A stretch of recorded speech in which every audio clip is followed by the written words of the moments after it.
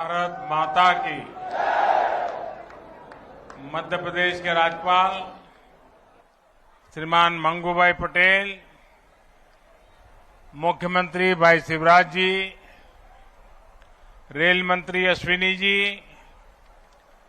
अन्य सभी महानुभाव और विशाल संख्या में आए हुए भोपाल के मेरे प्यारे भाइयों और बहनों,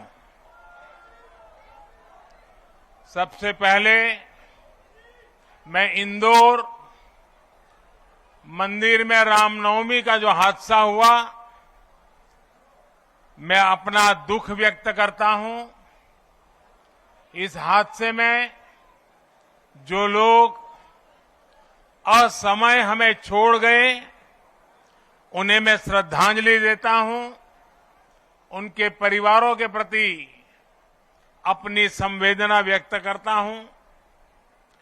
जो श्रद्धालु जख्मी हुए हैं, जिनका अस्पताल में इलाज जारी है, मैं उनके जल्द स्वास्थ्य की भी कामना करता हूं। साथियों, आज एमपी को अपनी पहली वंदे भारत एक्सप्रेस ट्रेन मिली है। वंदे भारत एक्सप्रेस से भोपाल और दिल्ली के बीच का सफर और तेज हो जाएगा।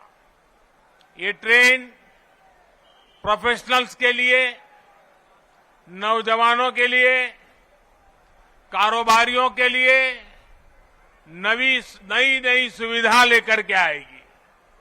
साथियों, ये आयोजन जिस आधुनिक और भव्य रानी कमलापति स्टेशन पर हो रहा है, उसका लोकार्पण करने का सौभाग्य भी आप सबने मुझे दिया था।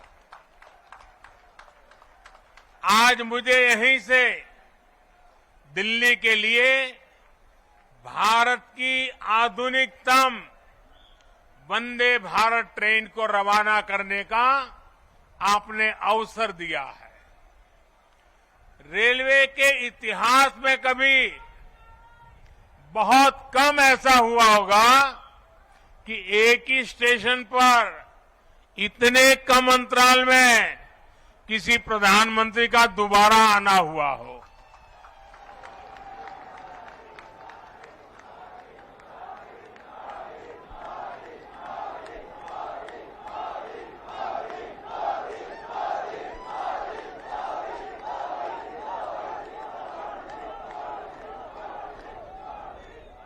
लेकिन आधुनिक भारत में नई व्यवस्थाएं बन रही है, नई परंपराएं बन रही है। आज का कार्यक्रम इसी का भी एक उत्तम उदाहरण है। साथियों, अभी यहां मैंने जो यात्री के रूप में हमारे स्कूल के बच्चे जा रहे थे, कुछ पल उनके बीच बताया, उनसे संवाद भी किया। उनके भीतर इस ट्रेन को लेकर जो उत्सुकता थी, उमंग थी, वो देखने योग्य थी।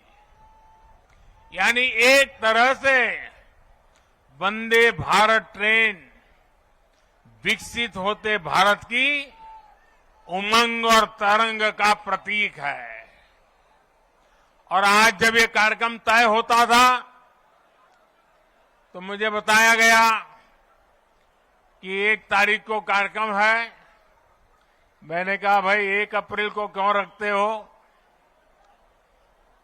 जब अखबार में खबर आएगी कि 1 अप्रैल को मोदी जी वंदे भारत ट्रेन को झंडी दिखाने वाले हैं, तो हमारे कांग्रेस के मित्र जरूर बयान देंगे, ये मोदी तो अप्रैल फूल करेगा।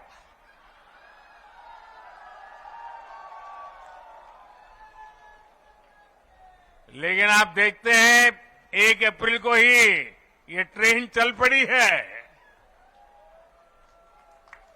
साथियों, ये हमारे कौशल, हमारे सामर्थ्य, हमारे आत्मविश्वास का भी प्रतीक है। और भोपाल आने वाली ये ट्रेन तो पर्यटन को सबसे ज्यादा मदद करने वाली है।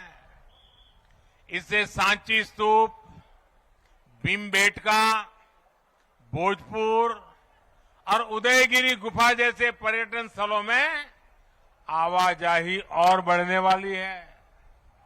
और आपको पता है कि पर्यटन बढ़ता है तो रोजगार के अनेक अवसर बढ़ने लग जाते हैं, लोगों की आय भी बढ़ती है। यानी ये वंदे भारत लोगों की आय बढ़ाने का भी माध्यम बनेगी, क्षेत्र के विकास का माध्यम भी बनेगी। साथियों, 21वीं सदी का भारत अब नई सोच, नए अप्रोच के साथ काम कर रहा है। पहले की सरकारें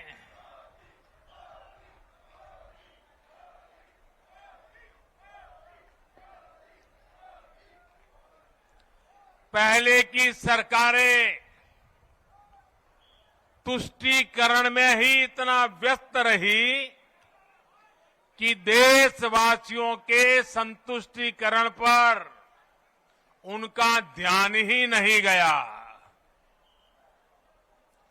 वे वोट बैंक के तुष्टीकरण में जुटे हुए थे।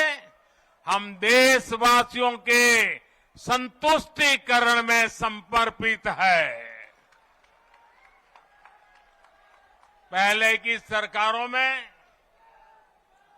एक और बात पर बड़ा जोर रहा, वो देश के एक ही परिवार को देश का प्रथम परिवार मानती रही।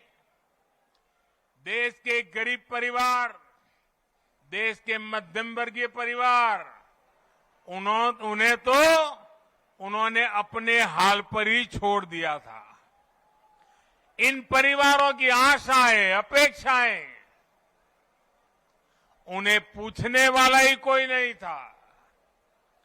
इसका जीता जागता उदाहरण रही है हमारी भारतीय रेल। भारतीय रेलवे दरअसल सामान्य भारतीय परिवार की सवारी है। माता, पिता, बच्चे, दादा, दादी, नाना, नानी, सबको इकट्ठे जाना हो तो दशकों से लोगों का सबसे बड़ा साधन रेल रही है। क्या सामान्य भारतीय परिवार की इस सवारी को समय के साथ आधुनिक नहीं किया जाना चाहिए था? क्या रेलवे को ऐसे ही बदहाल छोड़ देना सही था? साथियों, आजादी के बाद भारत को एक बनाया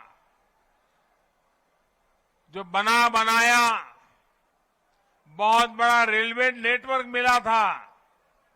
तब की सरकारें चाहती तो बहुत तेजी से रेलवे को आधुनिक बना सकती थी, लेकिन राजनीतिक स्वार्थ के लिए, लोक लुभावन वादों के लिए रेलवे के विकास को ही बलि चढ़ा दिया गया। हाल तो ये थी कि आजादी के इतने दशकों बाद भी हमारे नॉर्थ ईस्ट के राज्य ट्रेन से नहीं जुड़े थे। साल 2014 में जब आपने मुझे सेवा का अवसर दिया तो मैंने तय किया कि अब ऐसा नहीं होगा। अब रेलवे का कायाकल्प होके रहेगा।